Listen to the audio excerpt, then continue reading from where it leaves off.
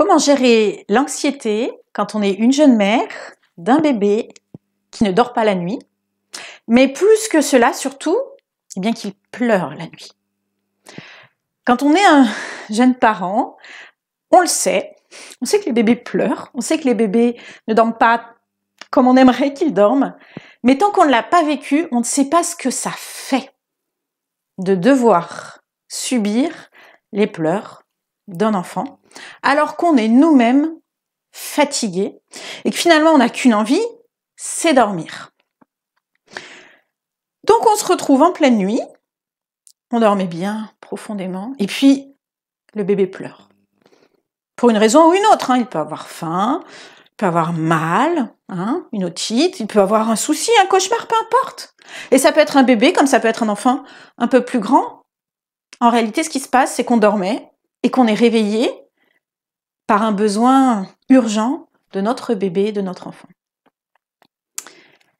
Souvent, ce qui se passe dans ces cas-là, c'est que le parent qui se réveille, évidemment, il va essayer d'apaiser son enfant, de le consoler.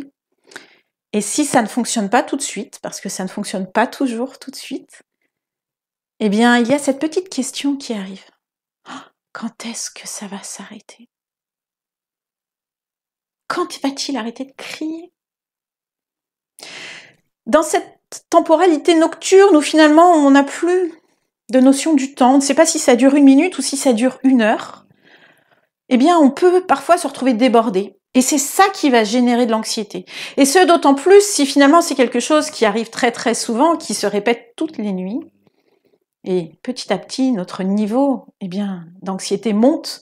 Et on peut en arriver au stade où on se couche en se disant « de toute façon je ne vais pas dormir, il va se réveiller ».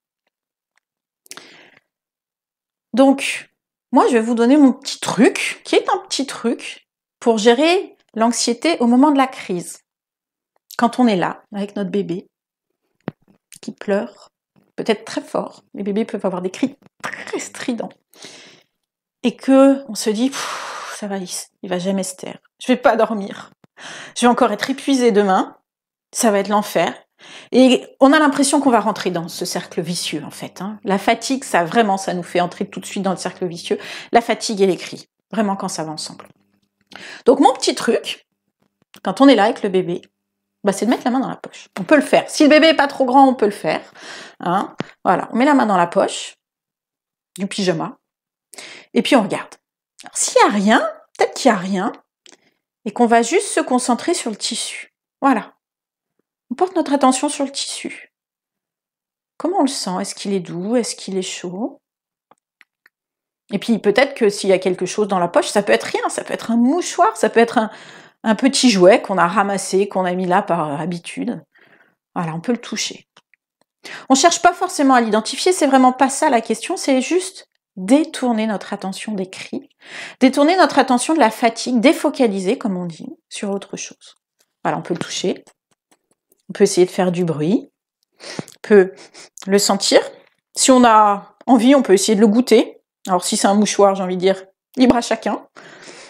Puis on peut le regarder et puis découvrir ce que c'est. Oui, moi c'était un jouet. Et puis continuer tranquillement, refermer les yeux et puis rester concentré sur cet objet et puis respirer tranquillement, calmement. Voilà. Faire redescendre la pression, tout simplement. Être en soi-même plus calme. Eh bien déjà, peut-être pour permettre au bébé de sentir notre calme et donc de se calmer lui-même. Et puis, aussi casser cette anxiété en cassant le rythme. Oui, peut-être qu'il va pleurer toutes les nuits, pendant longtemps. Mais si on commence à le vivre un peu plus tranquillement, pas comme une fatalité, pas comme quelque chose qui va générer de l'anxiété, mais juste comme, en fait, oui, c'est comme ça, c'est un bébé qui se réveille la nuit, et qu'on va l'accompagner en mettant en place des outils pour être plus sereine, eh bien forcément, l'anxiété va disparaître. Et peut-être dormira-t-il un peu mieux. Peut-être.